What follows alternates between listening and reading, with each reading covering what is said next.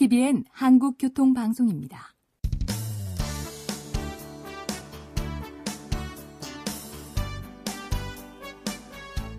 한문철 변호사의 교통사고 솔루션. 이 시간 진행의 한문철 변호사입니다. 여러분 안녕하십니까? 오늘은 교통사고로 사망하거나 크게 다쳤을 때 가족들의 위자료에 대해서 설명드리겠습니다. 위자료 설명드릴 때는 사망사고에 대한 위자료를 먼저 설명하고, 그리고 부상사고일 때는 거기에 대한 장애율을 곱해주면 되는데요. 따라서 오늘도 사망사고를 예를 들어 설명드리겠습니다. 우리나라 사망사고가 예전에 비해서는 많이 줄었지만 아직도 1년에 4,000명이 넘어요. 4,000명에서 5,000명 사이인데요. 약 5,000명이라고 볼 수 있습니다. 많은 노력을 해서 사망사고가 많이 줄었지만 그래도 인구 우리가 5천만 명 되죠. 10,000명에 하나가 사망하고 있습니다. 우리가 만일에 그런 일이 생긴다면, 그럼 만일에는 안 생길 것 같죠? 만일에가 만분의 1이란 뜻입니다. 1년에 5,000명의 사망사고, 이것이 빨리 줄어서 사망사고 없는 날이 빨리 와야 될 텐데요. 하지만 지금도 크고 작은 교통사고 계속 일어나고 있고요. 또 사망사고가 이어지고 있습니다.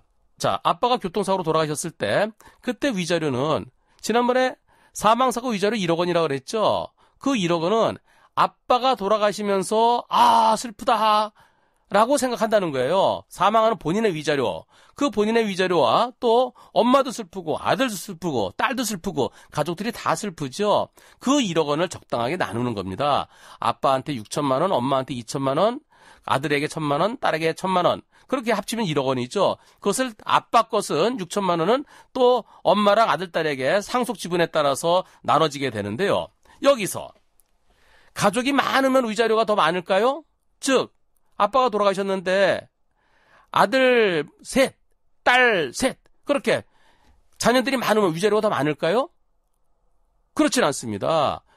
아빠의 사망에 대한 위자료는 그 슬픔은 똑같죠. 자녀가 많다고 더 슬프고 자녀가 적다고 더 덜 슬픈 것이 아닙니다. 따라서 위자료는 1억 원을 놓고 자녀들이 여럿일 때는 여럿한테 적당히 나눠주는 겁니다. 결국 전체적으로 보면은 위자료는 1억 원.